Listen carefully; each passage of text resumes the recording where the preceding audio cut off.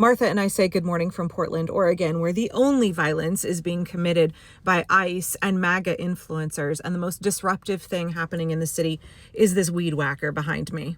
So if I look a little bit like Death Wormed Over and I'm riding the struggle bus today, it's because I spent the weekend at a nonviolent resistance boot camp. It was wonderful. It was informative. It was also emotionally really exhausting. Right. I mean that in the best possible way. As an introvert, it was a lot of peopling. There were a couple hundred folks there. Also, it's just really difficult work, right? I appreciated so much that the organizers were constantly asking us to check in with ourselves. We were doing a lot of grounding, a lot of deep breathing, right? This is very, very heavy work that we are walking into. As regular, everyday Americans who've never had to resist fascism before, this is new. We are having to very swiftly learn skills and face situations we could not have imagined that we would be walking into. And now we're choosing to walk into them willingly in order to defend our democracy, protect our constitutional rights, protect our neighbors. I still have videos that I filmed on Friday that I want to post, but I want to spend a ton of time today and tomorrow talking about some of the things that we learned at this resistance boot camp. Over the course of today, I want to talk about nonviolence, de-escalation, knowing your rights, and why it is that I am so committed to nonviolence, why it is that Indivisible is so committed to nonviolence, why it is that nonviolent resistance is highly, highly effective. So I'm going to get into all of that today. I'm going to have to drive now for about an hour, so it'll be a little bit until I can get this posted and then sit down to do some more filming. Really quickly here, I do want to touch on the fact that late yesterday, Judge Immergut, who I believe is a Trump-appointed judge, added a second TRO preventing the mobilization and deployment of National Guard troops in Oregon from any state. So initially Trump wanted to use the Oregon National Guard against Oregonians, and our Attorney General Dan Rayfield, y'all, he's been gaming this out since, Trump got elected. He's ready to go. He's ready to go. So AG Rayfield filed for that temporary restraining order immediately. The judge granted it. And Trump was like, okay, I'm going to subvert the rule of law. I am determined to use the American military against the American people. I'm determined to try and wage war on Americans. So he said, well, I'm going to take National Guard troops from California instead. Right. So on Sunday, Trump said, I'm going to use the California National Guard. And he immediately moved to put some of them in Oregon. And Gavin Newsom said, no, we're going to join Oregon, filing for a temporary restraining order to block the California Guard from being used in this way. I'm really sorry that Martha is crying. There's a squirrel out the window.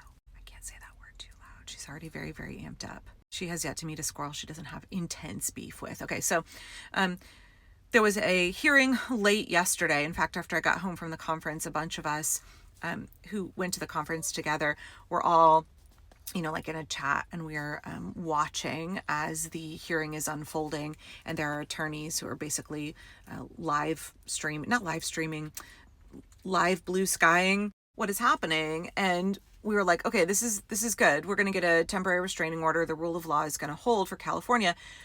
36 minutes, I think, before that hearing was scheduled to begin, Trump said, okay, fine. Well, I'm going to take troops from Texas and I'm going to send them to Oregon, Chicago, and other locations. I think he said 400 troops. To be clear, y'all, 400 troops sent to at least 3 locations is nothing. Let's say half of those troops go to Chicago. You think 200 Texas National Guard are going to stop Chicago? What this is about is, one, Stephen Miller and Donald Trump having an absolute crash out because they're being told no, because somebody is willing to uphold the lots of somebodies, attorney generals, governors, judges are willing to uphold the rule of law, and they want to do a big authoritarian, and they want everybody to lay down and just accept it. So you understand that they're trying something terrible. They're seeing how we react.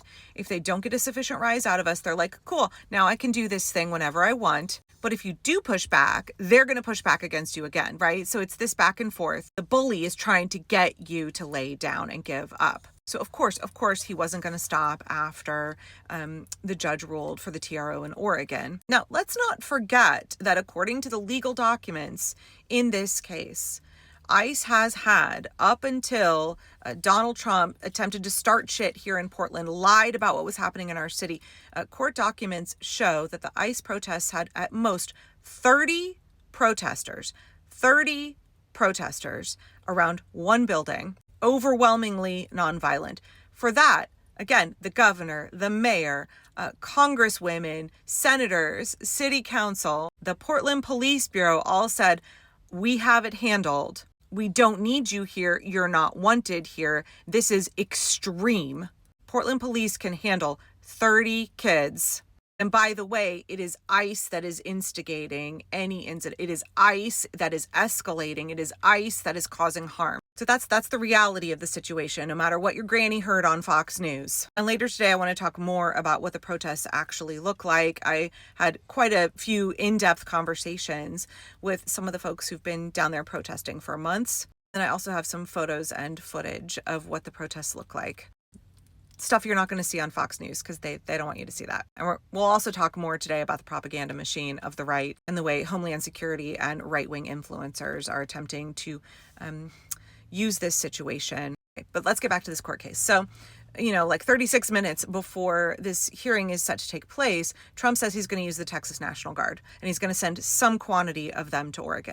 So it's like, okay, well now are we going to have to go back for 50 different TROs, right? One for every single state because Trump's just going to hop around and try this. Also, shame on you, Greg Abbott, for okaying this. Shame on you. So the hearing was a little bit delayed. And then at the end of the hearing, we got a ruling from the judge that was like, I'm not going to add California to the existing TRO against Oregon National Guard. The judge was like, I'm actually going to issue a second TRO that says no National Guard troops can be deployed in Oregon from any state. Right. So she got ahead of Trump and Stephen Miller and she was like, no, we're not playing this game. This is a waste of the court's time. It's a waste of resources. No National Guard are coming here. So that's sort of where things stand this morning. I now have to go drive at least an hour home. And I want to talk a lot about the resistance boot camp. It's actually happening at protests in Portland, Oregon, and some really key concepts around know your rights, de-escalation, and pro-democracy work that I think everybody needs to be informed about. And these are going to be like really cursory introductions. And if you are watching any of my videos over on YouTube, I'm going to have lots of resources in the video description so you can go and get educated. We all have to gain a lot of skills, a lot of knowledge, a lot of savvy very, very quickly. Knowledge is power. Knowledge reduces our fear when we understand what we are taking on, when we understand the realities of the situation, when we are informed. We can consent in our own participation in defending democracy, and we can be effective in that work. So, okay, I'm going to go drive, then I'll post this, and then I'll film more for today. Got loads and loads of good stuff coming today and tomorrow. So come back.